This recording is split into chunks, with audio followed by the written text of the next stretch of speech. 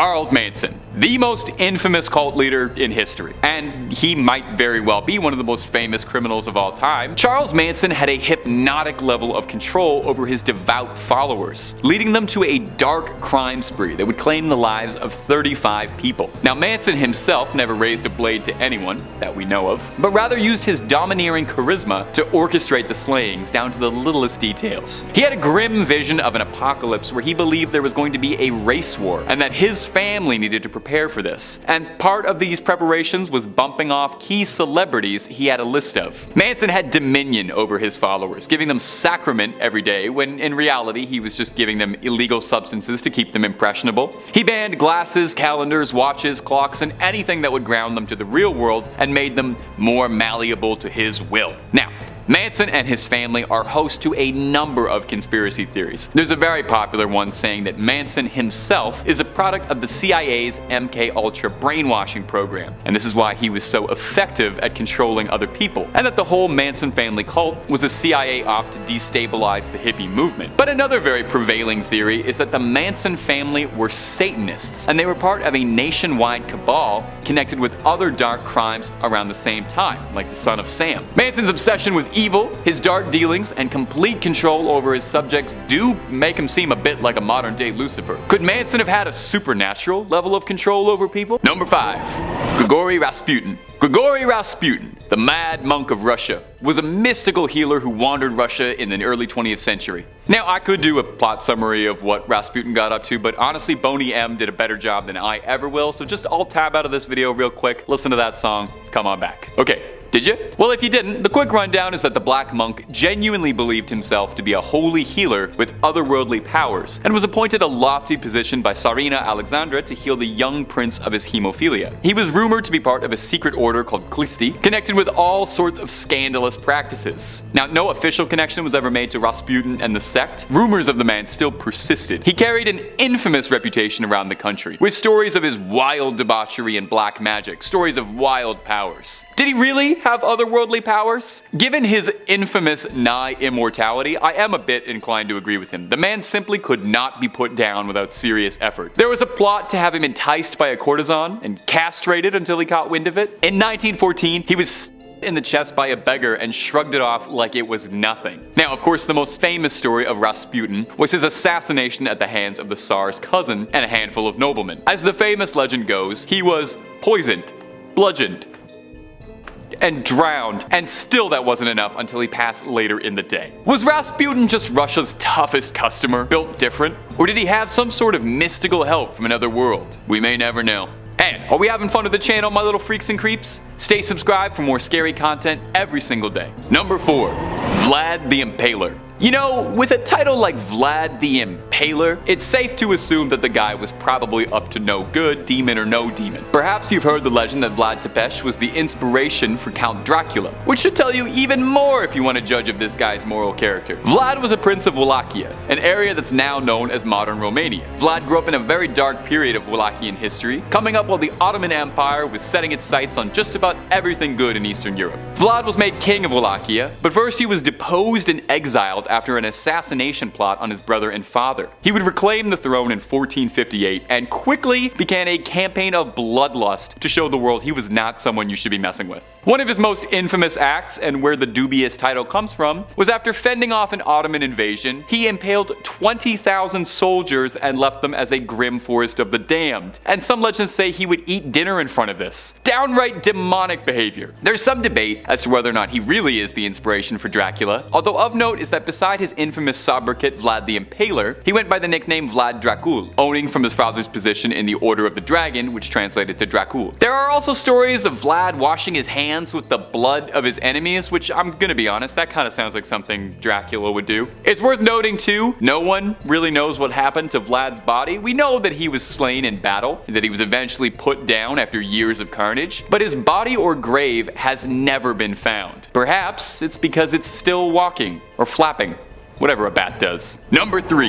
Jack the Ripper. Jack the Ripper is one of history's most infamous criminals, and honestly, maybe the most. Over 130 years ago, and we are still absolutely fascinated by his crimes, and we still don't even know for certain who he was. Could still be out there, he could still be at large. He terrorized Whitechapel through the year of 1888, leaving behind a series of sickeningly grisly crime scenes, torn apart and left in the street for all to see. There are at least 5 confirmed cases that are attributed to Jack the Ripper, but there are several more that are speculated to be attached to him, with some suggesting that it could be anywhere from 13 or higher. Jack eluded capture, stupefied his pursuers, and taunted his would-be captors, sending the police souvenirs, I guess, from his crimes, wrapping in the mail and sending them out. On one occasion, he did this alongside a threatening letter, boldly claiming to be from hell, known as the From Hell letter. The jeering letter taunted the police, inviting them to catch him, while he described the pleasure he took in his sick, sordid dealings. Investigators were downright stumped trying to find the guy. They suspected he didn't have any level of medical training, as his hurried slashes led them to believe he could have been a butcher. The way he slashed his victims was beyond horrific. He left them missing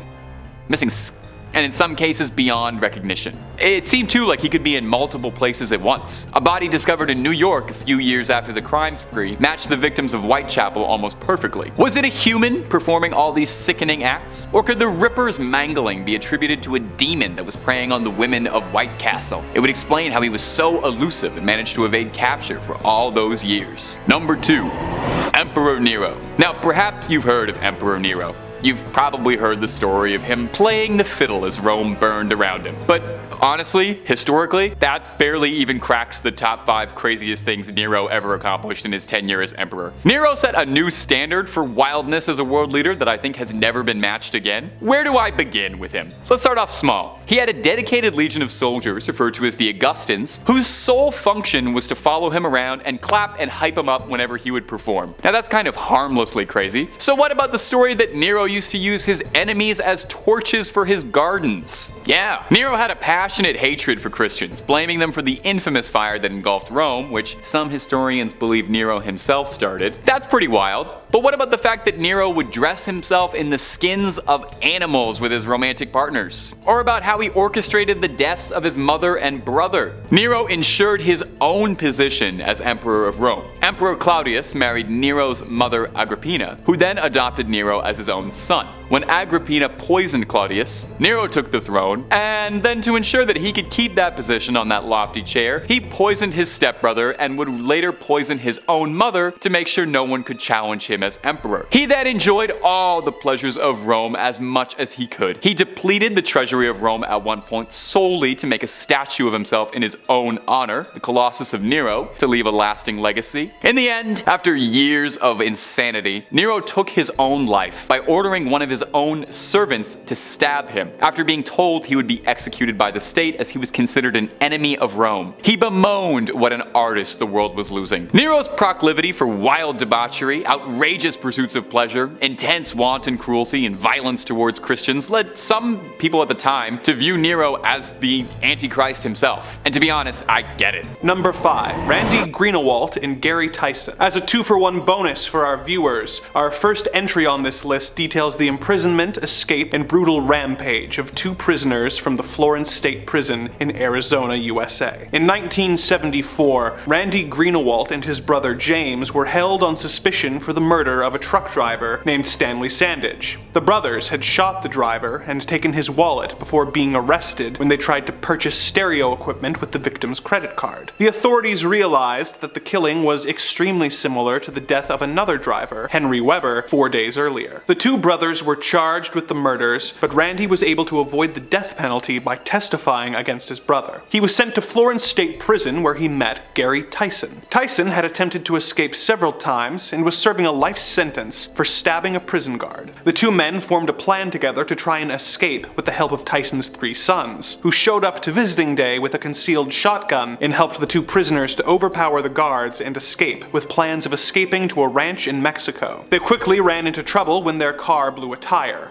A kind stranger driving with his wife, infant son, and teenage niece came across them and tried to see if they needed help. They were taken prisoner by the convicts and taken into the desert, where they were shot and left for dead, while Greenawalt and the Tysons fled in the family's Mazda. They made contact with a woman Greenawalt had become pen pals with, who bought them a truck and ammunition, plans of making their way to an airplane that Gary had chartered for their escape. The police caught wind of this, and the gang was forced to try and make alternate arrangements. They made their way to Texas, where they killed a couple of newlyweds and took their car. Days later, they were met with a roadblock, which they ruthlessly barreled their way through, before being met with another one 6 miles down the road. The officers opened fire on the gang, hitting one of the Tyson sons who was driving. The remaining 2 brothers in Greenawalt were captured, but Gary Tyson got away, although he was found dead in the desert 11 days later, having died a slow death of exposure to the elements. The brothers were sentenced to life in prison, and Gary was executed by lethal injection after spending 2 decades on death row. Number 4.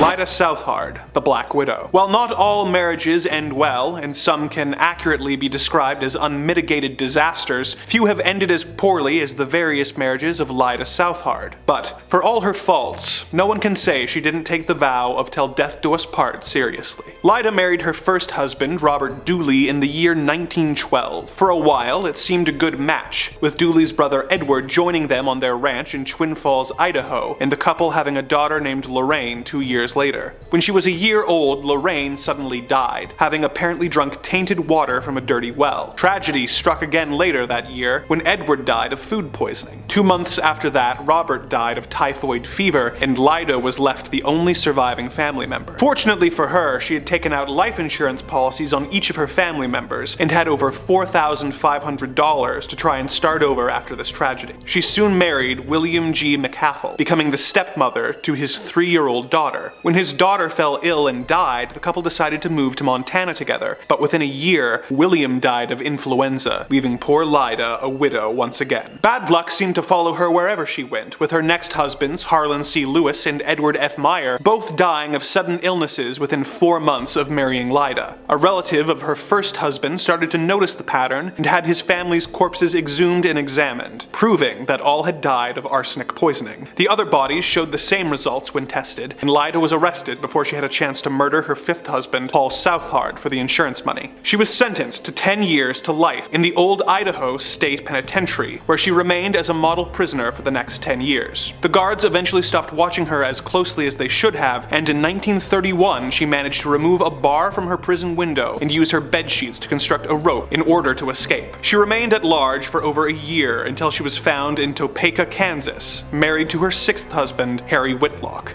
She was taken into custody for another 10 years before being released in 1941. She died of a heart attack in 1958, whereupon her 7th husband, Hal Shaw, likely breathed an unconscious sigh of relief. Number 3. Nikolai Zhumagaliev, the Metal Fang. Nikolai was born in 1952 in the Soviet Union. He went to railway school before being conscripted into the Soviet Army. After his service ended, he tried to go to university or become a driver, but failed at both. He worked various odd jobs, including that of a sailor, a forwarder, an electrician, a bulldozer operator, and a firefighter. He spent a lot of this time fantasizing about and planning murders, committing his first in 1979 on a woman he had encountered traveling across a rural path. He committed 5 more murders that year, whose victims he then cannibalized, and may have committed more if not for the fact that one night he got extremely drunk and accidentally shot one of his co-workers. He was arrested, diagnosed with schizophrenia, and sent to a mental institution. He was released less than a year later, and he resumed his murders, committing 2 more. His 9th murder is what resulted in him being captured, as he'd invited guests over to his home. He brought one of the guests into a different room, killed them, and began dismembering them with an axe. The other guests walked in on this and fled the scene before calling the police. They came to get him, but were so shocked at the sight of him that he managed to escape before being captured the next day. He was declared insane and incarcerated in a mental hospital, where he remained for the next 8 years. In 1989, while being transferred to a different hospital, he managed to hijack the vehicle and escape. He was able to avoid capture for 2 years, killing at least 1 more person while at large, before he allowed himself to be caught stealing sheep. His hope was that he would not be recognized and could go to jail for a relatively minor offense. The story he gave the officers didn't add up, and a colonel familiar with the case was sent to check the situation out. He identified Nikolai, and he was sent back to a mental hospital where he remains to this day. Number 5. Grigory Rasputin.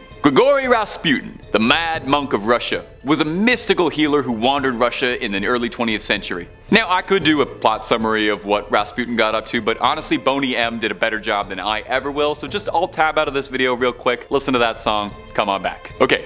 Did you? Well, if you didn't, the quick rundown is that the Black Monk genuinely believed himself to be a holy healer with otherworldly powers, and was appointed a lofty position by Tsarina Alexandra to heal the young prince of his hemophilia. He was rumored to be part of a secret order called Klisti, connected with all sorts of scandalous practices. Now, no official connection was ever made to Rasputin and the sect. Rumors of the man still persisted. He carried an infamous reputation around the country, with stories of his wild debauchery and black magic, stories of wild powers. Did he really have otherworldly powers? Given his infamous nigh immortality, I am a bit inclined to agree with him. The man simply could not be put down without serious effort. There was a plot to have him enticed by a courtesan and castrated until he caught wind of it. In 1914, he was in the chest by a beggar and shrugged it off like it was nothing. Now, of course, the most famous story of Rasputin was his assassination at the hands of the Tsar's cousin and a handful of noblemen. As the famous legend goes, he was poisoned, bludgeoned, and drowned, and still that wasn't enough until he passed later in the day. Was Rasputin just Russia's toughest customer, built different?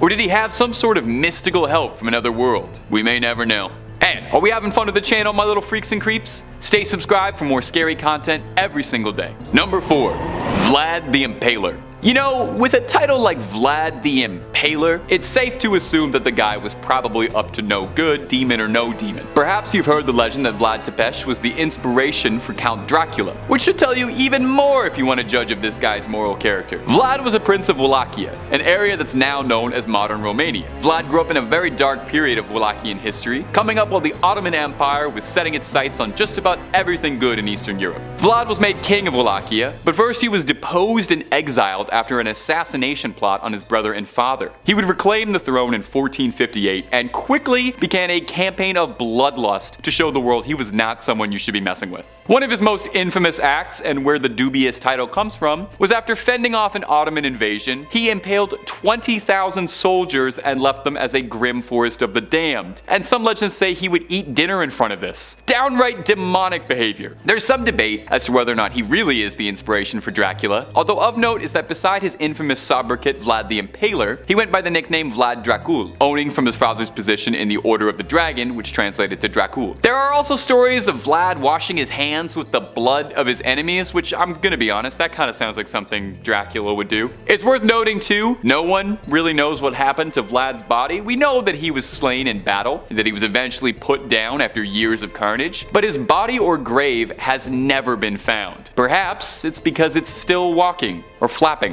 Whatever a bat does. Number 3. Jack the Ripper. Jack the Ripper is one of history's most infamous criminals, and honestly, maybe the most. Over 130 years ago, and we are still absolutely fascinated by his crimes, and we still don't even know for certain who he was. Could still be out there, he could still be at large. He terrorized Whitechapel through the year of 1888, leaving behind a series of sickeningly grisly crime scenes, torn apart and left in the street for all to see. There are at least 5 confirmed cases that are attributed to Jack the Ripper, but there are several more that are speculated to be attached to him, with some suggesting that it could be anywhere from 13 or higher. Jack eluded capture, stupefied his pursuers, and taunted his would-be captors, sending the police souvenirs, I guess, from his crimes, wrapping in the mail and sending them out. On one occasion, he did this alongside a threatening letter, boldly claiming to be from hell, known as the From Hell letter. The jeering letter taunted the police, inviting them to catch him, while he described the pleasure he took in his sick, sordid dealings. Investigators were downright stumped trying to find the guy. They suspected he didn't have any level of medical training, as his hurried slashes led them to believe he could have been a butcher. The way he slashed his victims was beyond horrific. He left them missing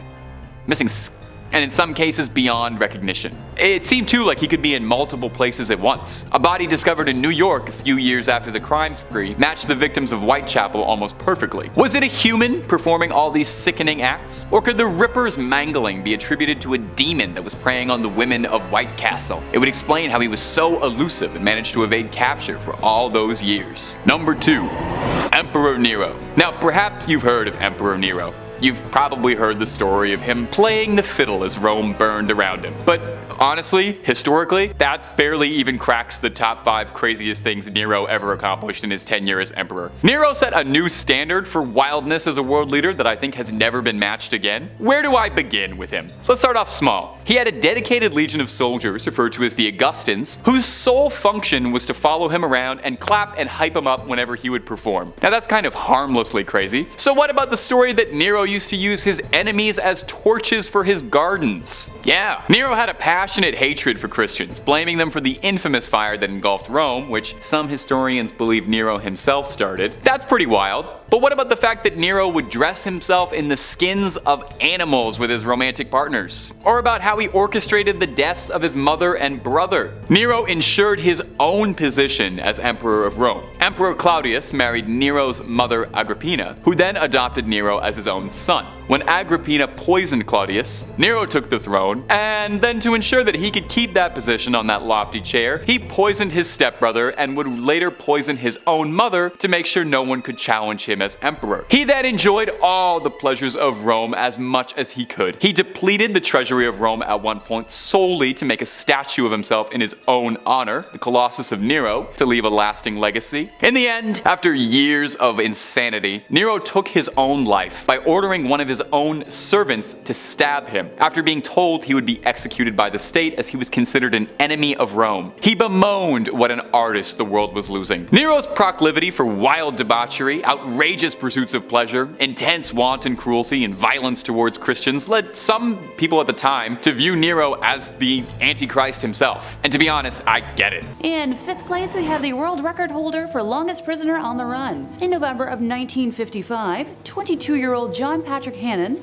was sentenced to 21 months in Verne Prison, which is located on the Isle of Portland, for stealing a car and assaulting 2 police officers. He broke out from the facility with fellow inmate Gwyneth Thomas after only 30 days by using a knotted bedsheet to climb over the wall. Guess it's not just a myth. After escaping, the duo burgled a nearby gas station and stole overcoats, beer, and cigarettes. You know, priorities. I guess the jackets would help with like crafting a disguise, but I think I would have tried to take, I don't know, some food so I could stay undetected longer. But hey, that's just me. The beer and cigarettes, I guess I can chalk up to dudes being dudes in the 50s, and maybe this particular store didn't have a large supply of anything else. While John is still on the run, Gwyneth, also 22 years old, was found only 16 hours after this daring escape, having been spotted by a truck driver. Now, a hunt for John was held, with the police pulling out all the tools in their arsenal, from police dogs to roadblocks, but he could not be found. A police description at the time said John was 5'7" tall, with brown hair, blue eyes, and a proportionate build. Now he's about 68 years old, and he is believed to be living somewhere in Ireland. In 1998, Dorset police appealed directly to John to give himself up, writing in a police force newsletter, "If you read this, Mr. Hannon, please write in. We'd love to hear from you." And while that sounds fun and all, if caught, John would face a charge of escaping from lawful custody and have to finish the remainder of his sentence. It would then be up to the Home Secretary to decide whether he should be pardoned. So if you're out there listening, whatever you're up to, it's obviously working, and I'd love some tips on how to stay off the grid more myself. In 4th place, we have the only New York State prison escapee who's never been found. Victor Figueroa was supposed to be headed to the mess hall at 10 a.m. on February 6th of 1997, which, funny enough, happens to be the year I was born. Instead of his planned destination, he simply walked away from Mariah Shock Incarceration Facility in Mineville, or Minville. I couldn't really find an exact sounding, so you folks let me know if I got this right or wrong. In the days that followed, upstate newspapers ran stories about the disappearance, and correction officers, troopers, and police dogs scoured the area around the minimum security men's prison. The searchers followed footprints that led from the facility to the only entrance of a shuttered iron mine across Fisher Hill Road, and that's where the trail ended. State Department of Corrections and Community Supervision spokesman Thomas Maley said in an email that it ultimately was determined, based on the evidence, that Victor had most likely fallen into one of the abandoned mine shafts and the risk to the well-being of the search crews was too great to continue. Here's where the spooky part comes in, because, well, we can't have a list without it. Victor's body was still never recovered, so it's believed that he's very much currently on the run. His escape led the agency to review its security procedures ahead of court appearances by inmates. He had snuck out of the prison shortly after being issued street clothes for an upcoming meeting with a judge. Nowadays, inmates at the shock facility who are given civilian clothes remain under watch by a prison guard until they're transferred to court custody, which, makes sense. For folks like myself who are unaware of what a shock facility is, since I've mentioned it, a couple of times, it's a 6-month boot camp where young offenders are put through a military-style routine of exercise, work, education, treatment, and life skills counseling. Successful completion of the program can significantly shorten an inmate's sentence. Victor was serving a 1 to 4 year sentence for felony attempted possession and escaped from the facility just 3 months into his sentence. The 21-year-old had been arrested the previous summer by Albany County Sheriff's investigators on an Adirondack Trailways bus leaving Albany for Utica. Investigators had boarded the bus at around 3:40 in the morning on August 1st of 1996 in search of people carrying and Victor was busted with 60 packets of heroin. We don't know much about his personal life, with the 5'5" tall man having no tattoos, a 7th grade education, and no employment at the time of his arrest. In third place, we have Glenn Stark Chambers. Before his time in prison, 23-year-old Glenn was living with his 22-year-old girlfriend, waitress Connie Weeks, in Sarasota, Florida. The relationship seems to have not been ideal. In January of 1975, a policeman intervened to prevent Glenn from physically attacking Connie on the street during an argument when he already had her hair in his fist. The policeman, who was off duty at the time, arrested Glenn on the spot and called for backup to bring him to jail. But Connie bailed him out later that day. That same night, Glenn showed up at the Sarasota Memorial Hospital, carrying Connie in his arms, claiming she'd slept in the shower. It was a stupid lie, and the doctors and nurses who tended to Connie phoned the police. And rightfully so. She passed away in the hospital later that week, and a judge sentenced Glenn to the electric chair. The young man attempted to escape prison almost immediately, attacking a guard with 2 accomplices and managing to climb out a window. This first attempt didn't get very far, with all 3 men being caught, and a Florida judge added 5 years to Glenn's life term. By 1990, Glenn seemed to be turning over a new leaf, with his behavior over those 15 years being described as exemplary, and prison authorities gave him permission to work in a furniture construction shop, designed to give inmates vocational training and a sense of purpose. But to the shock and surprise of no one, Glenn had a secret plan. On February 21st of 1990, he slept into one of the boxes of furniture that was set to be shipped off the premises to a warehouse. No one noticed the extra weight as they loaded the crate into a truck, nor did they notice, during the entire drive to Daytona Beach, anything shifting around in the back of the truck.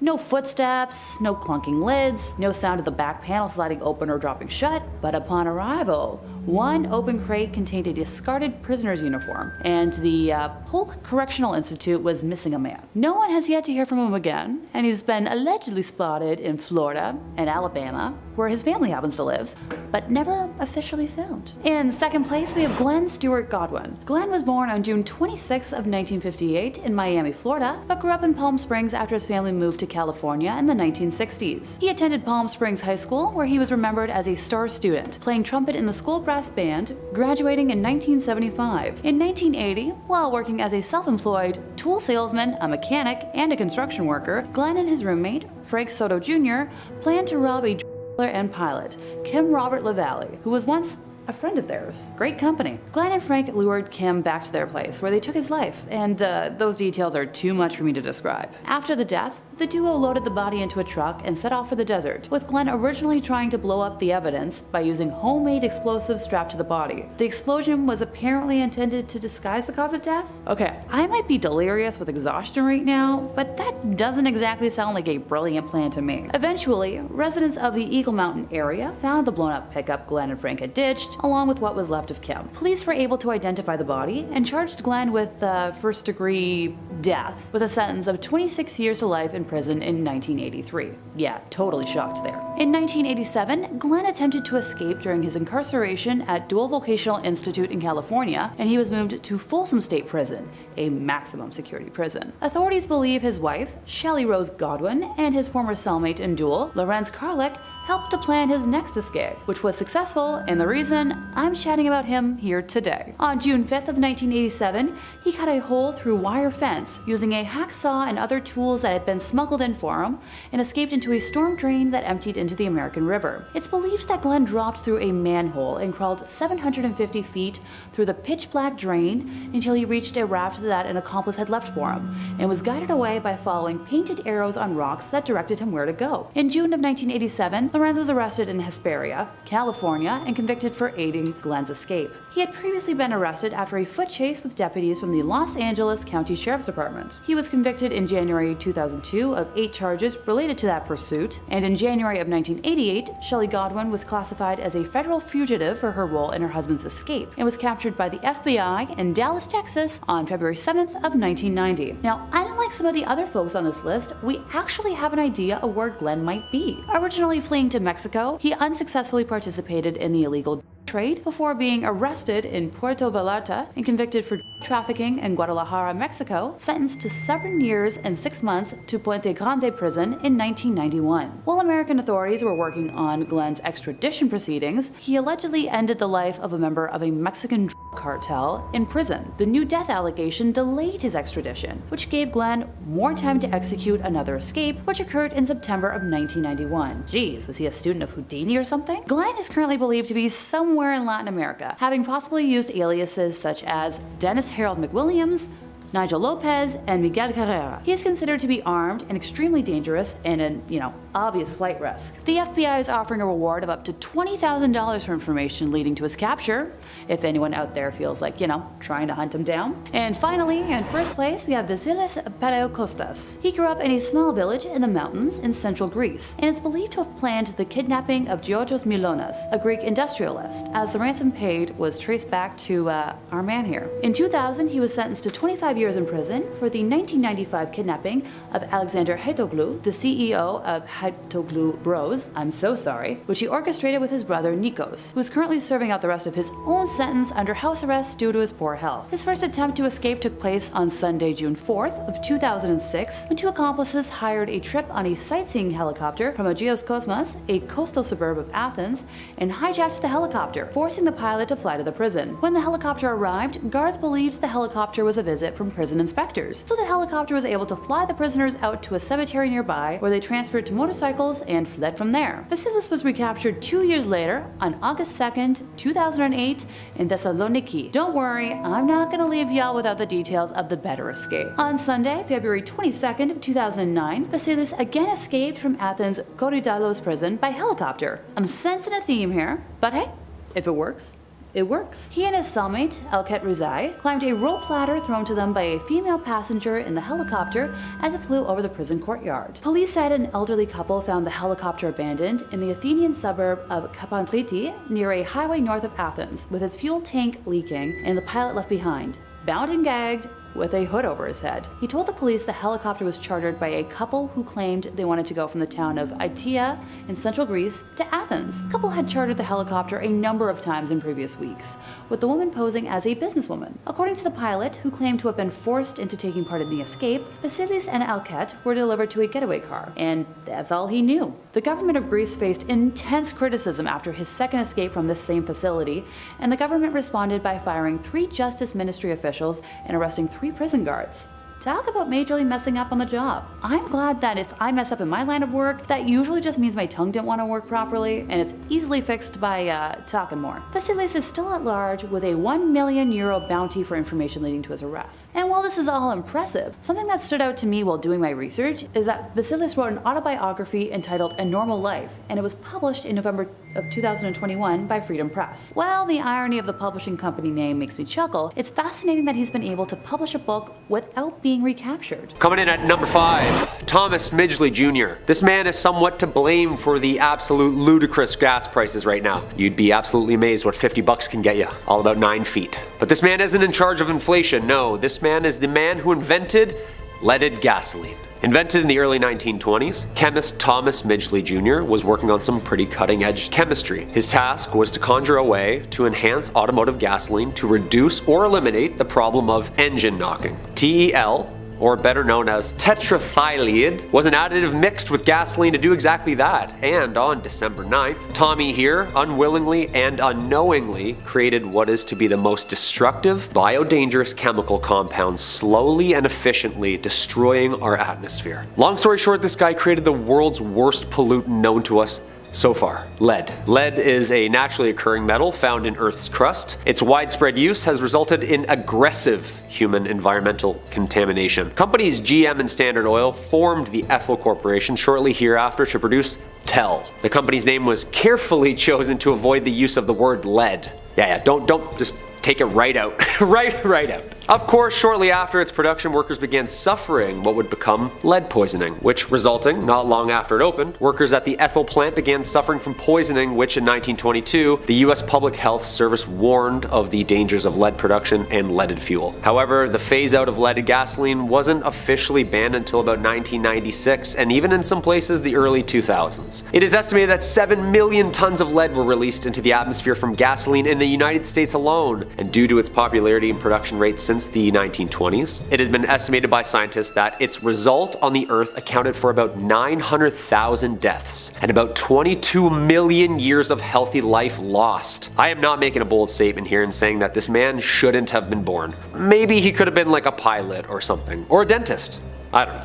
Number 4, Gottlieb Kirchhoff. If you're anything like me and are addicted to the sweeter side of life, well then this one's for you. Seems like our boys here have something in common, but trying to find a solution actually led to creating something way worse. Gottlieb Kirchhoff was a German-Russian chemist who, through the use of his pharmacy, accidentally invented one of the world's worst things for you. The bittersweet part is that it's sugar. Well, high fructose sugar actually. Basically the thing that makes everything taste good. From sody pop to candy. Fructose, or high fructose corn syrup, is made by diluting cornstarch with hydrochloric acid? Excuse me, can I have the hydrochloric acid on the side? I actually just got a root canal. Yeah, thank you. But the bittersweet part comes from the effects. See, this guy had no idea the impact of his tasty formula would have on the body. Basically, this stuff is in everything we eat and drink. To give you some numbers, kills about 1 million people a year. And I'm lowballing. Messes up our body, regulates our energy levels, and is responsible for the diabetes crisis and one of the leading causes of death from disease for humans. That's not so sweet.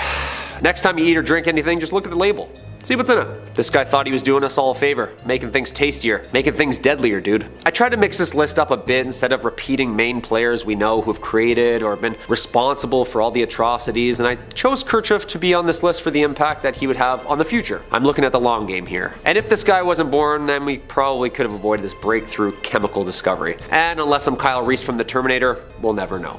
Number 3, Alfred Nobel. We're sort of seeing a pattern here. These people had somewhat of a good intention that later turned out to be not so good, which led us to even asking, were they even supposed to be born at all? Cruel, but food for thought. Alfred Nobel was a Swedish chemist, engineer, inventor, and philanthropist, and known for having sacrificed his entire fortune to establish the Nobel Prize, holding 355 patents of his own in his own lifetime. Smarty pants. Nobel's most famous invention? Dynamite. A safer and easier way of harnessing the explosive power of nitroglycerin. That sentence in itself is hilarious. And in 1867, it would soon be used worldwide for mining and infrastructure development, and oh yeah, pretty much blowing anything and everything up ever since. And of course, let's not forget the impact of dynamite's effect on a person, place, or thing in its vicinity. We've all seen the Roadrunner and Wile E. Coyote cartoons. And this guy invented it. Dynamite. The stick, wick, and patented chemical compound was harnessed to do exactly that. And if we've read anything at all, it did a lot of bad. First off, how do you exactly tinker and tailor with an explosion? What happens when you can't crack the code? He's just in his basement like messing around with vials. Just a little bit more of that, little bit of this, and get down! The fact that this man did not blow himself up in any of these experiments is beyond me, and not only was this invention a new form of mass energy, in fact the Nobel Prize was created and named after him. He was the first. This invention and contribution was so ahead of its time in chemistry that it revolutionized the need to push evolution ahead through science. Its creation in itself is history for mankind. The dichotomy alone. Had this man known about all the cliche train track damsel in distress westerns that would have been parodied of his destructive invention, I don't know if he would have invented it in the first place. What do you think? Number 2, the Angel of Death. Okay, this guy definitely had it coming for sure with this list. The Angel of Death was a nickname given to this person for the disturbing amount of research he had collected via his specific scientific experiments. Why I think he shouldn't have been born at all is because to attain such groundbreaking information about the human body and its extremes, experiments needed to be run and not hypothesized. Joseph Mengele was a SS officer, doctor, and German scientist during World War II, and resulted in the leading of research closely related to the extremes and limitations of the capability of the human body, via DNA, via manipulation, and disease prevention, immunization, you name it. Any effect on the human body and its environment around them. I'm not going to get into what this person concocted up in his time as a medical captain, nor am I really going to make any jokes. This person pushed scientific research through the use of cruelty and pure evilness. Plain and simple. I don't like glorifying these people in these lists, and I can barely stand saying some of their names out loud. We know all of these people. Though the actual number of people's lives countlessly lost due to this man's sick fascination with pushing research and his scientific envelope hasn't been officially documented, these experiments were responsible for the deaths of somewhat of 6 million innocent lives. It is very clear that this person's intent was to derive violence, fear, and cruelty from day one, which I myself wish this person was never born. Crimes against humanity. No good.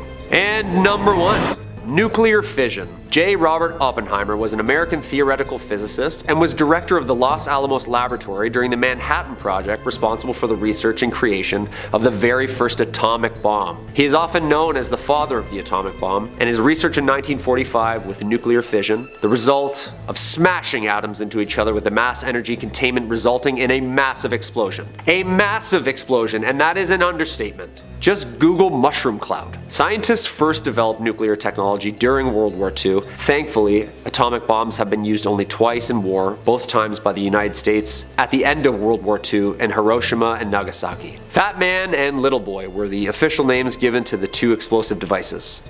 Charming. What makes this so terrifying is that due to this research, the act of war and the structure of battles are now a thing of prehistoric past. The mass execution that these inventions can do is nuclear.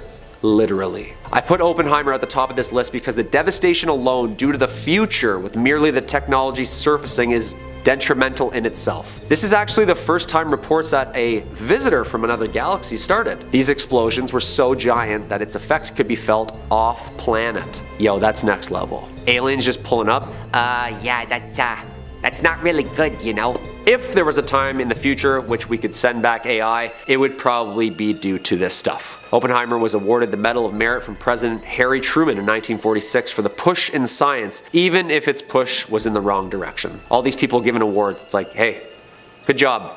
It's terrible stuff, but cheers. Number 5, Robert Liston. I figured I'd start with Robert Liston since he's a bit of an outlier on this list, because unlike the other ones, I don't know if he was truly evil, but he just enjoyed life much differently than the rest of us. You see, Robert Liston was a Scottish surgeon in the 19th century who had a pretty notable reputation. He was the fastest blade in the West End. He boasted that no one could slice and dice faster than he could if the legends about him are to be believed. He was allegedly able to perform a full amputation of a limb in 3 minutes, only losing 1 out of every 10 patients, which honestly, all things considered, is actually a pretty impressive feat, if not an absolutely terrifying one to think about. Liston didn't really have bedside manner to speak of though, and he would take a glee in his work that kind of bordered on sadism. He wasn't a mad scientist plotting world domination, but he was a particularly odd fellow who really reveled in how good he was at removing people's limbs. Everybody's got a hobby, everybody's got something that makes them happy. One particularly grisly anecdote says he once severed a leg in under 30 seconds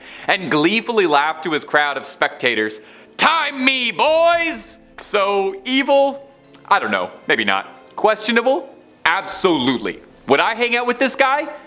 Probably not while he was working. The issue with Liston is that while he definitely had speed, and no one could argue that, accuracy was not always his strongest suit. Frequently, his rush work would result in his patients having unnecessary complications and conditions such as dying. Perhaps unsurprisingly, Liston has the world's only surgery with a 300% mortality rate. In one occasion, he was working so quickly and carelessly that he amputated his assistant's own fingers off while attempting to sever a leg. And as he was doing this, he swung the knife backwards and ended up hitting a spectator who fainted out of shock. The patient the assistant, and the spectator all died a few days later, leading to the only surgery that managed to lead to the death of 3 people. That's an impressive record, if nothing else. And my friends, if you'd like to hear more freaky stories, true crime, cryptid sightings, UFO conspiracies, and just about everything scary under the sun and above it, why don't you give Top 5 Scary a subscribe for the best scary content on the net, and keep on screaming. Alright, moving on. Number 4, Jose Delgado. Do you think you could control a bull? I definitely don't. But Jose Delgado believed he could. He was a controversial researcher who believed that the best way to get an animal to behave was not by training it or teaching it a trick and giving it a treat every time it does the trick right, but to implant a series of electrodes into an animal's brain to be able to manually control it with a series of electroshocks. To make a lot of very complicated neuroscience comically short in layman's terms, he was creating remote control monkeys. And do you kind of want one now? Because I kind of want one. Delgado signed on to Yale University sometime in the 1950s, where he set up his little shop in a lab tinkering with all sorts of fun electronic experiments and gizmos to research new methods of control. Oftentimes, it was literally the flip of a switch that would alter the mood of a creature. The thing is, as scary as what he did, the results he was getting were unbelievable, stuff straight out of sci-fi. He was able to train monkeys by stimulating the parts of their brain that would activate aggression, and he would teach them how to manipulate other monkeys that were threatening them by flipping the switches of their aggression. It's nuts. Did you watch Westworld?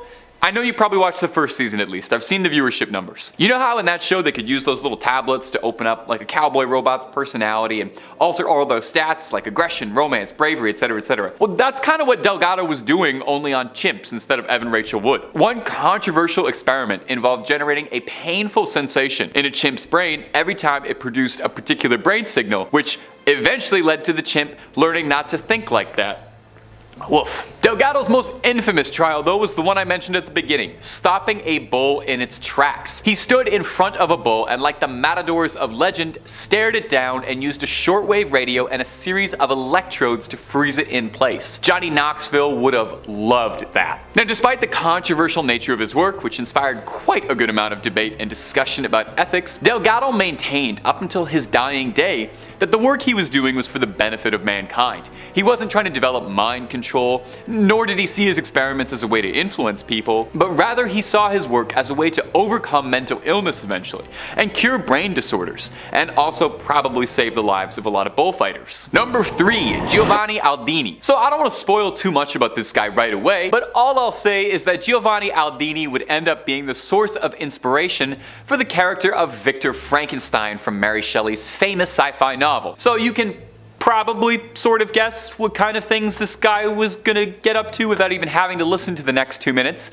but I'm sure you're very curious, so I'll explain it to you in great detail anyway. As a young boy, Giovanni was fascinated by his uncle, who was also a physician, and would watch him perform strange experiments. His uncle had an interest in reanimating the dead to see if it was possible to restore vigor to an animal that had passed, and he primarily tested on frogs, where he would attach electrical currents to them. These events, unsurprisingly, would very profoundly affect Giovanni, who sought out to recreate what his uncle had started, only on a much, much bigger target. It's man if you couldn't figure that out by now. As he grew older, Giovanni followed in his uncle's footsteps, zapping frog corpses, moving up to trying to reanimate a bull's head, until ultimately earning his place in mad science history when he started to begin his trials on humans. He sourced his bodies from executed prisoners, thinking, hey, they're done with them, I might as well use them. Trouble was that Italy tended to prefer execution methods that involved the head and the body going in separate directions, although Giovanni made use of this as well. He discovered that with an electric current he could make a patient's face contort, and this was on a head detached from a body. There's a terrifying mental image for you for the day. It was then, when he started sourcing prisoners' bodies from England, that he started to inch closer and closer to that goal of reanimation. He asked for a body as fresh as possible, and he got one George Foster, not the one who played for the Reds though. Attaching probes to this body, astoundingly, he got the man to open an eye, shake his jaw, and seemingly take a breath. This would end up being his last experiment, however, and he deemed the experiment a failure because the thing didn't sprung to life Frankenstein style. Chin up! I bet you'd love to know that your legacy was inspiring one of the most famous horror stories ever about a lunatic doctor who electrifies a corpse. Number 2. Albert Krigman. Now I feel like it bears mentioning before I even talk about all the twisted weird stuff that he did to earn his place in this list of evil scientists that Krigman just sounds like an evil scientist name, does it not? Like if you were writing a movie script, Krigman would be the stand-in name for your evil scientist before you could come up with a better one. Anyway, I digress. Dr. Albert Krigman was a dermatologist who was commissioned by Dow Jones and the US Army to research the effects of chemical compounds on human skin. Oh, yep, this is not going anywhere good. It goes without saying, but like he wasn't checking for Head and Shoulders 3-in-1 conditioner. Krigman was offered a modest lump sum of 10 grand in grant money to research, and he set up shop right away in Holmesburg Prison in Philadelphia, where he got a near endless supply of test subjects or victims to experiment on with very little regard for their safety or hygiene. It was documented that the experiments at Holmesburg Prison included hair transplants, implantation of foreign bodies, burns and radiation of the skin, exposure to dioxin, application and ingestion of toxic and near lethal doses of acne medicine, and the yanking of fingernails. Ugh. I completely understand if you need a moment to just kind of catch yourself. And editors, I'm so sorry for the pictures you guys are looking at for this video. You guys work hard. Alright, let's get back to talking about stomach-churning evil done in the name of science. One of the main compounds Krigman researched that I listed off in that little list before was dioxin, the main ingredient of Agent Orange, the infamously evil chemical weapon the USA used during the Vietnam War. Inmates would be scarred, left sick with permanently disfiguring skin conditions leading to very painful side effects. Oftentimes too, many subjects were exposed to all sorts of contaminants and other infections from other conditions he was doing, other experiments he was doing. He did not keep a clean workspace. Krigman destroyed many of the notes from his research, but through testaments from his victims, we know the truth of what he got up to. While there were attempts to get justice after the fact for what the inmates experienced, Krigman himself lived to the age of 93 and never faced any sort of consequences whatsoever for his actions. In fact, the worst part is Krigman loved what he did. Take a listen to this spine-chilling real quote from a real scientist who was really hired by the US Army. "All I saw before me were acres of skin. It was like a farmer seeing a fertile field for the first time." That sounds like it's from one of the Saw movies. Are you kidding me? Okay, moving on. Somehow there's a guy who tops this. And finally, number 1, Sidney Gottlieb. Unlike the other scientists on this list, where I would offer a little bit of leeway onto whether or not you could truly consider them to be vile and evil outright, or just, a bit morally flexible in the name of progress, I actually feel very decent taking a stance and saying Sidney Gottlieb was pure evil. Gottlieb was an American chemist and spy master who helmed the CIA's infamous MK Ultra program. Surely, if you've watched even 2 videos featuring me, you have heard me yell like a lunatic about the MK Ultra program. The CIA's very real, very well documented, very traceable mind control program that they were very really researching in the 60s and 70s. And this lovely son of a gun was behind most of it. Gottlieb is about as close to the pop culture definition of an evil scientist as you can get. He believed that there was a way to influence the human mind to ensure global domination for the United States. At the height of the Cold War, the CIA believed that China and Russia had advancements in mind control technology and they needed to catch up. Gottlieb was commissioned to run a series of experiments. Initially, the goal was to develop a truth serum. Gottlieb would experiment with just about every single illegal illicit substance you could on humans, most of the time without them knowing what he was doing. He tested on volunteers, prisoners, homeless, but most often people had no idea the nature of his experiments, and he tended to pick people who had nothing left and had a lot to gain. After months and months of this left him unsatisfied, he was granted extra powers and resources for his experiments, gaining the full funding of the US Army. The goal of MK Ultra was to develop techniques that would crush the human psyche to the point that it would admit anything. Wow. This included torment like electroshock, sensory and sleep deprivation, all kinds of illicit substances, physical and mental damage, and so much more we can't even talk about. Eventually, the program was officially disbanded, citing that it was difficult to control the human psyche in this way. Gottlieb would stick around, however, since he had a real taste for doing evil science, and would helm the CIA's Poison Research Division, looking into just about every way you could conceivably poison a human being, including one infamous poison cigar for one Fidel Castro. Gottlieb retired in relative obscurity, never seeing any justice for his work, and lived out his days quietly in Virginia, largely forgotten by history. Well, not by me. Sorry, if you're the real life inspiration for Papa on Stranger Things, you're gonna be the #1 evil scientist on this list. Coming in at number 5, we have Elizabeth Bathory. Elizabeth Bathory is a name that you might not be familiar with, but did you know that she inspired the iconic character Lady Dimitrescu from Resident Evil Village? No, I didn't know this. This is amazing. Elizabeth was a countess and a member of the Bathory family. Her family were noble, wealthy, and powerful. Her uncle was the King of Poland, and her nephew was the Prince of Transylvania. At the age of 11, she was considered a beautiful and well-educated girl, and became engaged to Count Ferenc Nadasdy. There were rumors she mothered an illegitimate child before her marriage to another man, but this is believed to have been covered up by her family. At 15, she was married. The couple had their first child when she was 25. Elizabeth gave birth to 5 children with 2 daughters and a son surviving. Her husband was a soldier, so they spent the majority of their marriage apart. When her husband died in 1604, she took control of the estates. In 1610, Elizabeth was captured for her crimes. It came to light that she had been torturing both female servants and minor noblewomen who'd come to her for training and education. Most of her allegations of assault and taking lives took place after her husband passed in 1604. Her methods of torture were strange and varied. Some of them were covered in honey and left outside to be devoured by insects.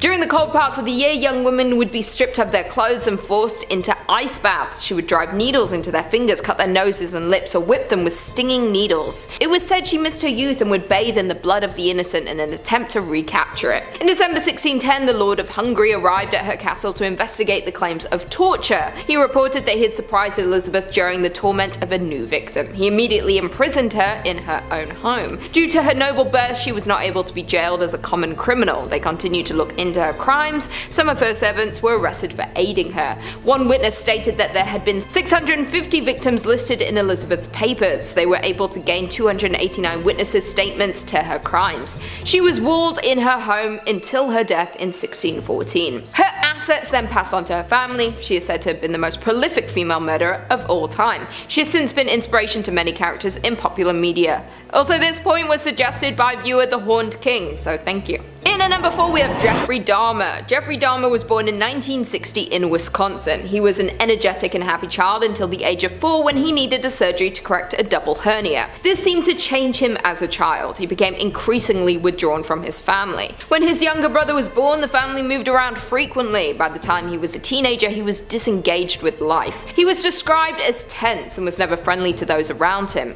When he was 14, he started having a compulsion to necrophilia. When his parents divorced, it was angry and bitter. This became the catalyst for turning his dark thoughts into actions. His alcohol consumption got out of control, he dropped out of college, and his father insisted that he enroll in the army. Dahmer enlisted in 1978 and was posted in Germany. He was discharged from the army in 1981 for his excessive drinking. The German authorities were also looking into his connection between Dahmer and some missing people in the area where he was posted. Dahmer was repeatedly arrested for his disorderly conduct connected to his drinking. It wasn't until later that his true crimes came to light. Between 1978 and 1991, Dahmer took the lives of 17 men. He often chose victims who were on the fringe of society, those who were borderline criminals so that their disappearances would be less noticeable. He lured his victims to his home by seducing them. He then took their lives and satisfied his necrophilia urges. He would also keep body parts and photos as souvenirs of his acts. Dahmer took his first life just after graduating high school. He did this at his parents' house and hid the evidence. While living with his grandmother, he took 3 more lives. She was unaware of this but kicked him out due to his late nights and heavy drinking. He was arrested and put on trial in 1989 for his encounter with an underage boy he claimed to think was much older. While on trial, he was still committing gruesome acts while pleading his innocence in court. He was let back into the world. It wasn't until 1991 that he was arrested for his brutal crimes and his terror came to an end. His pictures that he kept as souvenirs were found by the police. In 1992, he was put on trial where he pleaded not guilty. He was then sentenced to 15 life sentences.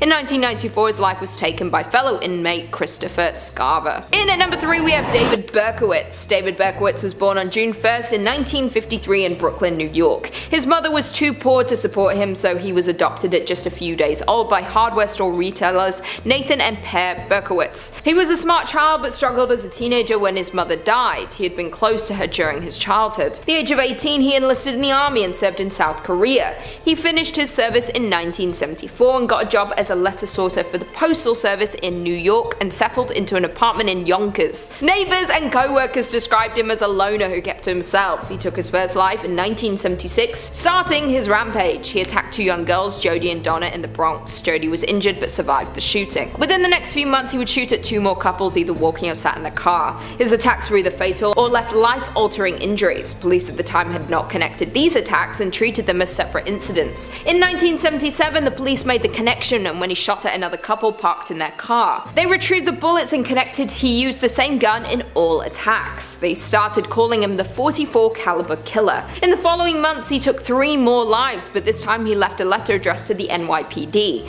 In the letter, he called himself the Son of Sam. Throughout his rampage, he left various letters taunting the NYPD. As a result, there was a massive media coverage. He loved the spotlight, and this only spurred him on more. New Yorkers live in fear, and it became the biggest manhunt that New York had ever seen. His capture came when he attacked again, and a witness noticed him driving away in his car that he had a parking ticket on. Only a handful of tickets were given out that day. They were able to link this back to Berkowitz. While in custody, he tried to blame his crimes on his dog, claiming that his pet was possessed and telling him to do it. After all of these attacks, he had taken 6 lives and wounded 9 others. Media outlets began to pay him to share the story. This led to a new law called Son of Sam laws that prevents criminals from profiting from their story. He was given 6 life sentences and had repeatedly been denied parole. He is currently 67 and in a facility in upstate New York. Coming in at number 2 with Albert DeSalvo. Albert DeSalvo was born in 1931 in Massachusetts. From an early age, he was in and out of trouble with the police, leading him to become the famous Boston Strangler. He has a rough upbringing with his 4 siblings. They struggled with their angry and aggressive father. He, like many others on this list, spent some time listed in the military, until he was discharged for disobeying orders. When he moved back home, he settled down and married Irmgard Beck. They lived modestly. His wife gave birth to a handicapped child, and Albert managed to sustain and provide for his family. He feared having a second child and fears they too would suffer as the first child did. They did eventually welcome a second child who was born fully able. He became a loving family man. His colleagues said he was an outrageous braggart. This led to the police not believing claims that he was the Strangler. Between 1962 and 64, a series of gruesome attacks took place across Boston.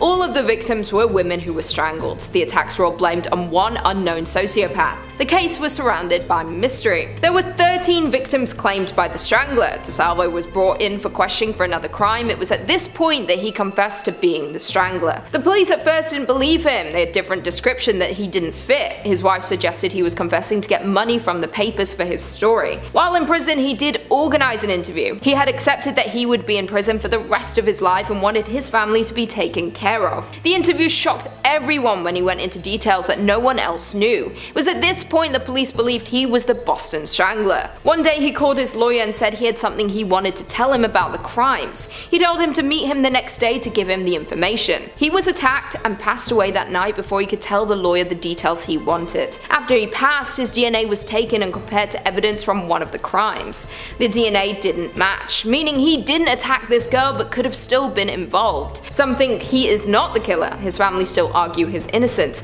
but it's unclear how he knew all of the details if he was not involved with the crimes. We will never fully know what happened. Coming in at number 5, we have Jack the Ripper. Jack the Ripper is one of the most famous unsolved cases of all time. As mentioned in part 1, some speculated that he might have been H.H. Holmes, but we might never know who it really was. Jack is known for committing 5 gruesome murders in 1888 in London. Each attack took place within 5 miles of each other. They only attacked women of the night. The name, Jack the Ripper, comes from a letter written by someone who claimed to be the assailant. These letters were published to the public. Several letters were sent to the London Met Police Service. They would taunt the officers with clues of what was going to happen next. In the late 1800s, London's East End was viewed with contempt. It was filled with skilled immigrants who came to start a new life and run businesses. The area was known for violence and crime. Being a courtesan was legal if it didn't cause a public disturbance. Thousands of brothels provided these services during the 19th century. At the time, the death of a working girl was rarely reported on or looked into, they were often attacked. Some were attacked for refusing to pay protection money to local gangs. However, these crimes stood out from the usual random violence against these women. The sadistic nature suggested a sociopath was living in the area. His crimes seemed to portray a hatred of the entire female gender. When the murders suddenly stopped, Londoners wanted answers that would never come. Even more than a century later, people are intrigued to know who this person was. There have a number of people claim to have found the identity of the Ripper, but nothing has been confirmed by Scotland Yard. In 2014, an author claimed that using DNA evidence obtained from a shawl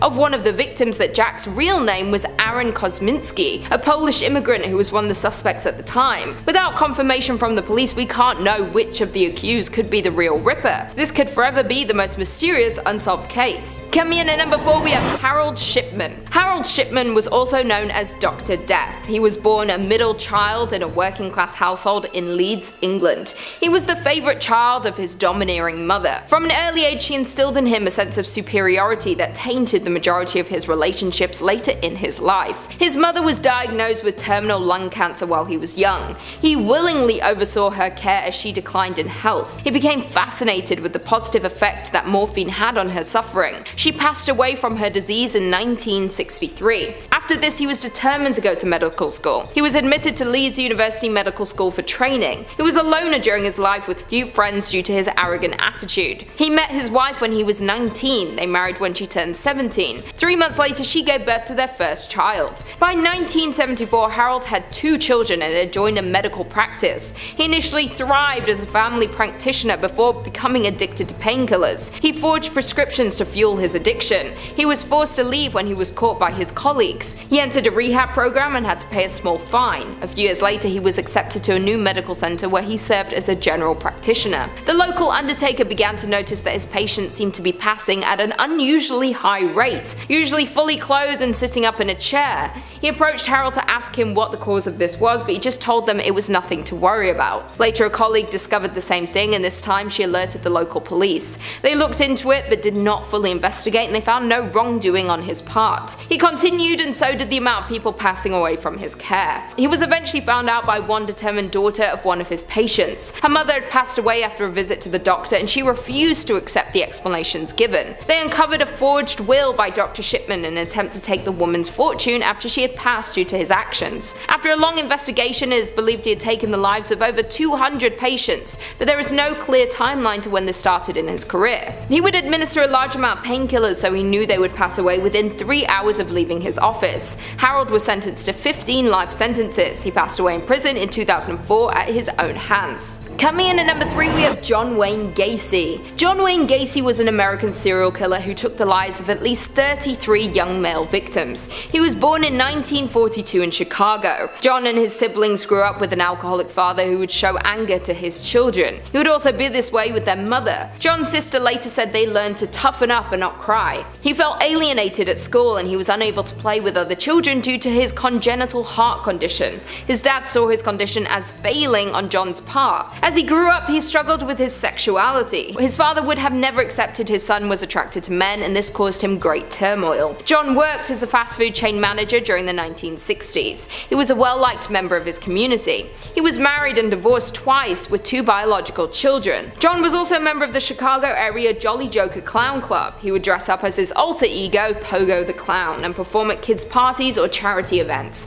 The public gave him the name the Killer Clown. He would lure his victims with the promise of work at the construction company he owned. He would then capture and do unspeakable things. In 1968, John was given a 10-year sentence for assaulting 2 young boys, but was released 2 years later on parole. In the following years, he was accused by others, but the charges often got dropped. He later referred to this as his cruising years, when he committed the majority of his crimes. He was finally caught in 1978. He was finally caught when his latest victim's mother was looking for her son. The police looked into John and found a trench system under his house filled with bodies. Once caught, he was sentenced to 12 death sentences and 21 natural life sentences. When asked why he performed as the clown, he said, "A clown can get away with murder." Coming in at number 2, we have Chris Watts. Chris Watts was the subject of the Netflix documentary American Murder: The Family Next Door. The documentary followed the tragic events of Chris taking the lives of his family to pursue a relationship with his mistress. In 2021, Watts was at the time married to 34-year-old Shanann. They were married for 6 years and had 2 young daughters, Bella and Celeste. They also had a son on the way who they were planning to name Nico. Francisco. The couple had moved to Colorado for Chris's new job. It was also reported that the couple had filed for bankruptcy in 2015 and was struggling financially. One day when Chris returned from a business trip early in the morning, he and his wife got into an argument. He confessed to having an affair and said he wanted a divorce. Chris said that she had threatened that he would never see his daughters or their son again. Chris then took the life of his wife. He drove her out to his worksite and buried her in a grave. His crimes then went further and more horrific. I recommend you go watch the documentary to see why he was such a monster. When his wife missed multiple appointments the following day, her friend called the police along with Chris to find out what had happened to her. He tried to run away with his mistress, but after hearing what he had done, she refused. He showed little to no remorse for his actions when speaking to her. He then admitted to his crimes. He was charged with 5 counts of first-degree murder. He was sentenced to life in prison with no parole. He is currently serving his time in Wisconsin. And finally, in at number 1 we have Zodiac Killer. The self-proclaimed Zodiac Killer took credit for several murders in San Francisco. During 1969 to 1974, the Zodiac Killer rampaged the San Francisco area. He taunted the police and made threats through letters sent to area newspapers.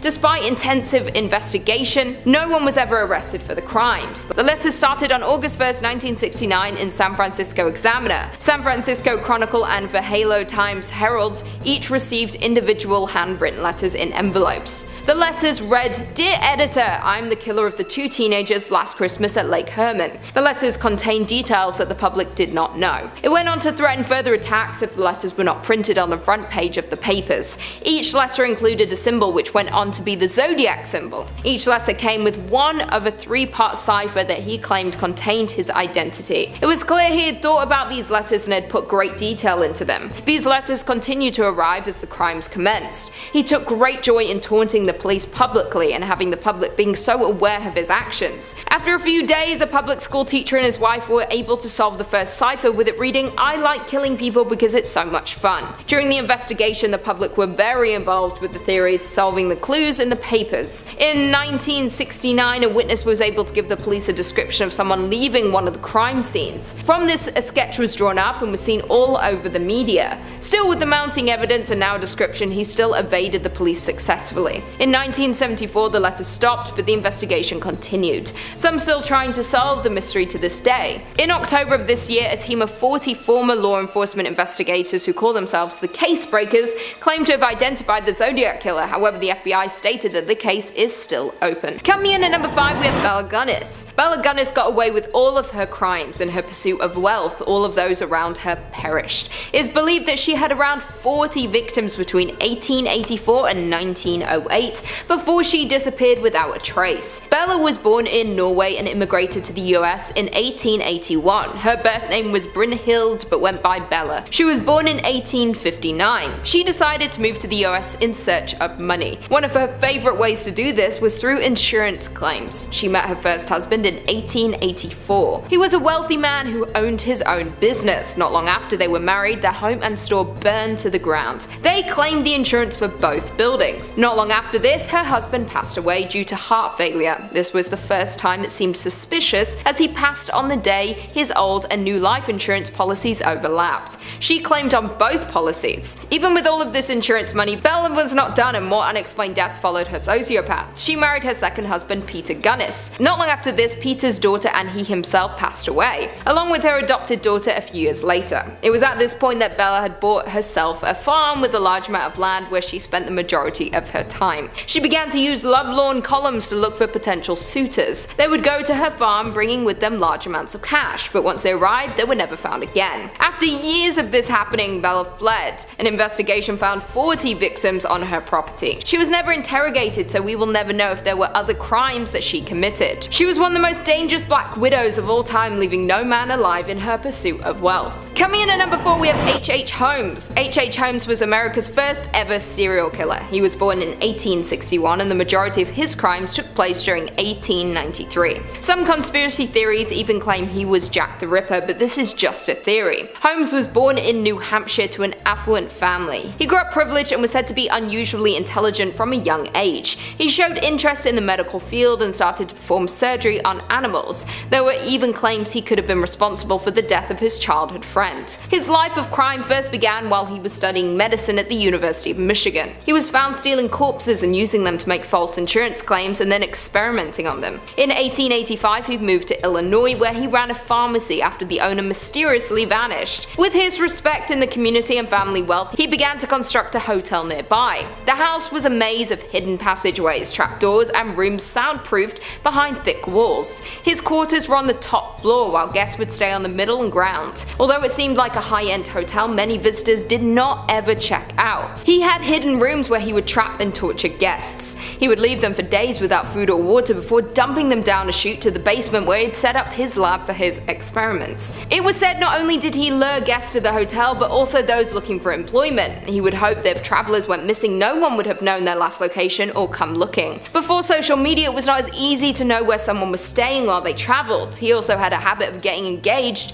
just to have his fiancée disappear before they could get married. It is estimated that before his eventual arrest, he had taken the lives of 20 to 200 people throughout his life. This shocked the world. Nothing like this had ever happened before. People became a lot less trusting. Coming in at number 3, we have Richard Ramirez. Richard Ramirez, also known as the Night Stalker, was born in 1960 in Texas. He was one of 5 children. When he was 5 years old, he was knocked unconscious by a swing. It was said that this caused great trauma to his brain and he began experiencing epileptic fits. As he was growing up, he grew close to his cousin Miguel. He had returned from fighting the war in Vietnam. He would tell Richard stories of his torture of soldiers and women while he was at war. Horrifying stories that he was proud to tell.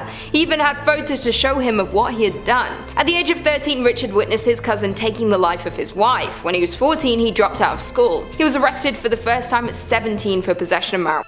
He then moved to California, where he started to do crimes to get by. He started to cultivate an interest in Satanism, leading him down an even darker path. His theft turned to violence in 1984 when he committed his first home invasion. In the 60s, it was more common to leave your doors unlocked as people were not as concerned about safety issues in their neighborhoods. Richard took advantage of this. He would move in the dead of night, stalking women who were home alone. At first, his attacks would be months apart, but they soon got more frequent. Although some of his victims managed to escape, he was still able to avoid detection. They could not track him down, but his satanic symbolism left at the scene was a clear indication that it was his doing. He soon coined the term Night Stalker as he snuck into people's homes during the night undetected. In his final attack, he left a footprint. His car was spotted and his victim gave a detailed witness report. This led to his eventual capture. He was beaten by LA residents while attempting to steal a car. His face was all over the media at this point and he had nowhere to hide. During his rampage throughout a number of years, he took the lives around 14 and attacked dozens more.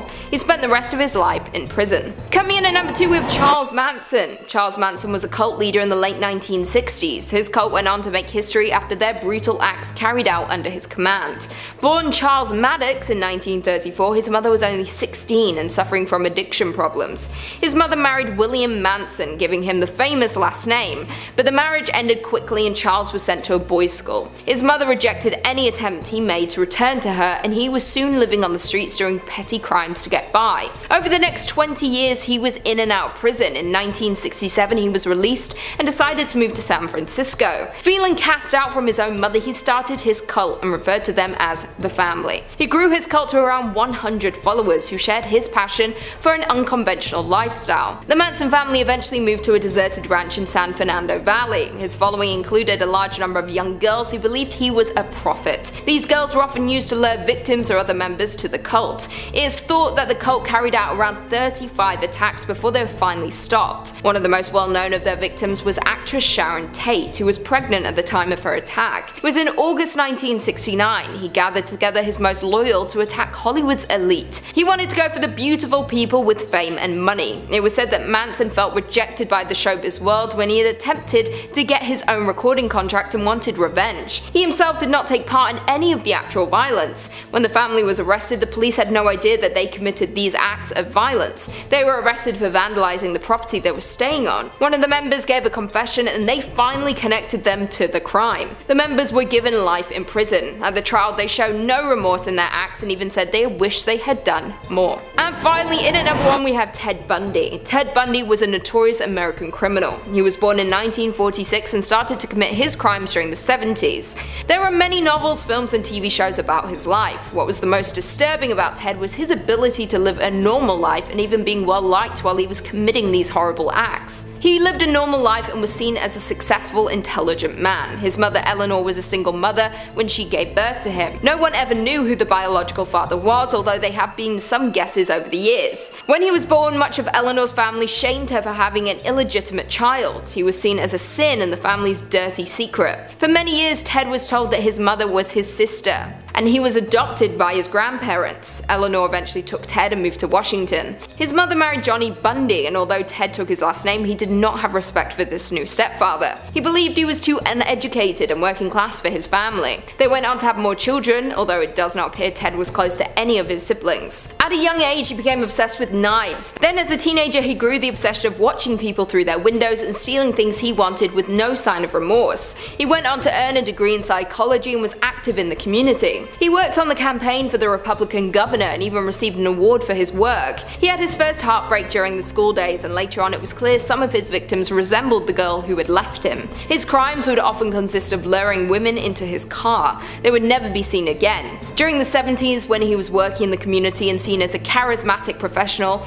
this is when he was the most active with his crimes. He would travel around taking the lives of these women and then be back at work the next morning. When he was finally caught, everyone who knew him was shocked. He portrayed himself so well no one could believe he would do this. Even once he was on trial, he gained a following of women worshipping him. They didn't care about his crimes against his victims. One of the victims finally escaped in 1975, and this began the downfall. Though he somehow escaped from prison twice, he was eventually captured for the last time and sentenced to the electric chair. Starting off at number 5 spot, Ashley. Ashley was on the show in 2016 when a couple, April and Nathan, brought her on the show because they said that Ashley was digitally kidnapping their 2 twin girls. Yeah, as bizarre as this sounds, it happened. Also keep in mind, April and Nathan have never met Ashley previous to this. It was proven on the show that since all the way back in 2012, Ashley has stolen pictures of the girls off of April's Facebook, and she's posted them on her account claiming the twins as her own. And even creepier than that, Ashley actually prints these photos off of the girls and puts them in picture frames around her house. Are in picture frames all over her house. Above her bed, above her nightstand, on her TVs, on her dressers, on the end of couches. The entire episode, Ashley was denying everything, but there ended up being so much proof that she had to admit it in the end. Ashley even stalked this couple to find out where they lived, and she would message April under a fake Facebook account. Yeah, so obviously this couple became terrified of Ashley as they didn't know the full extent of what she was capable of. She could have tried kidnapping the twins or even kill them. I mean, can you even imagine that? Someone you don't even know having all these pictures of your kids in their house. Yeah, that's super creepy. In at number 4, Jerica.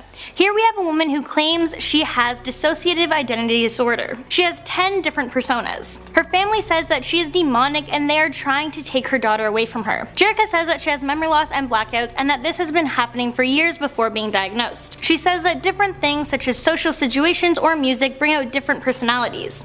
Now obviously having personality disorder or having multiple personalities isn't something someone can control. The reason she's on this list is because during her interview with Dr. Phil, something strange happened, and people found it super creepy. It's as though she blacks out and one of her personalities is trying to come out or trying to keep her from saying something. When she's asked about the worst trauma she's faced in her life, this is what happened.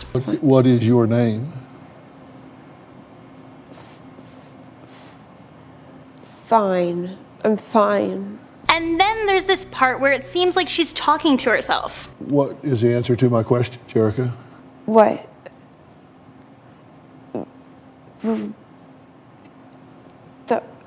Don't. At number 3, Skylar Niece. So in this story, the 2 girls who are creepy weren't actually on the show because they were in jail. But this is one of the most unbelievable segments that has ever been shared on this platform. I remember I first saw the story a few years ago and it just completely shocked me. A teenage girl is stabbed to death and the 2 people charged are her 2 best friends. They stood over her body and watched her die. So here we have 16-year-old Skylar Niece. Sadly, she wasn't able to come onto the show herself because she was killed by her 2 best friends. One of the girls who killed Skylar was a girl named Sheila, who she had been best friends with since the age of 8. They referred to each other as sisters and they were always together. The other girl was Rachel, who she met when she was 14. The 3 instantly became best friends, but then Sheila and Rachel turned against Skylar. Their friendship turned rocky. but one night they invited Skylar out with them. So she snuck out late one night to meet up with them, hoping this would end up repairing their friendship. Instead, the two girls took Skylar to a secluded area in the woods and stabbed her over 50 times. Skylar's parents obviously didn't know what happened to their daughter, so they called the police and a search party was sent out looking for her. And the story of her missing went all over the news stations. It wasn't until 6 months later that Rachel confessed to murdering Skylar. During these 6 months, these two girls were so sick that they would actually go visit Skylar's parents, crying, saying they were worried about her and they just wished their best friend would come home. Also, during the 6-month period, the girls posted things on Facebook saying how they missed their friend and they wanted her home. But then they began to post cryptic, weird messages on Twitter, and that's when investigators got suspicious. They also admitted to hanging out with Skylar that same night and said that they had dropped her off down the street from her house, and that was the last time they saw her. During this time, the investigators were looking into the two girls possibly being involved, but Skylar's parents begged the investigators to leave Sheila and Rachel alone, as the two girls were going through enough having just lost their best friend. But soon they would find out that they were defending Skylar's killers. After Rachel confessed, officers asked why they did this, and Rachel said it was because they didn't want to be friends with Skylar anymore. Yeah, they didn't want to be friends with her anymore. That's why they stabbed her to death. Who thinks like that? Rachel told investigators that Sheila was the mastermind of the whole thing, but that the two girls had been planning this for months. It took Sheila a year and a half to admit to the murder. It's insane to think that two 16-year-olds could kill their best friend. Coming in at number 2, Aneska. You might recognize this girl from our list of the top 5 craziest people on the Dr. Phil Show Part 2. And of course I will link that below. Well, not only is she crazy, but she's also creepy. Here we have a little 12-year-old girl who says that she wants to kill her siblings. Aneska made her Dr. Phil appearance 2 years ago. She was brought on the show for not only wanting to kill her siblings, but also for her rage outburst, which she experienced since the young age of 3. She verbally and physically abused her parents and chased her siblings around with knives, telling them she's going to kill them. She drew pictures of her killing them, and they would say that they were scared to sleep at night. Recently, she took matches, lit paper, and set a comforter on fire. We absolutely do not know what she's going to do next. She's even shown extreme violence towards animals. At just 6 years old, she actually beat the family's hamster to death with a flashlight, literally beating him until he was flattened out. Then at the age of 7, she killed a nest of baby birds by squishing them and popping their heads off with her bare hands. She said she killed the birds because the voices in her head told her to do so, and that if she didn't, they would kill her parents. But she also said that the violence makes her feel comfortable. So yeah, clearly this is a very troubled girl, and hopefully she can get the help she needs. Alright, and before we jump into our number 1 spot, I just want to remind you guys to please show us some love by giving this video a big thumbs up and subscribing to our channel. Also, don't forget to stay tuned until the end of our video, as I'll be answering your questions and reading comments. And if you would like to be featured in an upcoming video, then make sure you leave your questions down below. And in at number 1, Zachary. And so because she wasn't taking care of you and your family, you decided to kill her. This is a clip of 17-year-old Zachary Davis, who is convicted of murdering his mother with a sledgehammer. Aside from a son killing his mother, people found this episode particularly chilling due to Zachary's flat and monotone voice. It's almost as though he's just completely checked out. Dr. Phil described this as being dissociative behavior. This is where someone will withdraw from context that threatens their coping skills. He said he decided to kill his mother that day, and he decided to beat her to death by hitting her about 20 times in the head with a sledgehammer. At this time, she was sleeping, and he said right before he opened her bedroom door, his mind was pretty much blank. Dr. Phil then asked if she made a sound after he hit her the first time with the sledgehammer, to which she responded, "I could only hear the hammer hitting her head." Then Dr. Phil asked this. What did it sound like? There was this wet thumping sound. And then this question. Long before you hit her the second time? Just a few seconds. Did you think she was already dead? Because he's so detached and how brutal the killing of his mother was, made for one really creepy episode.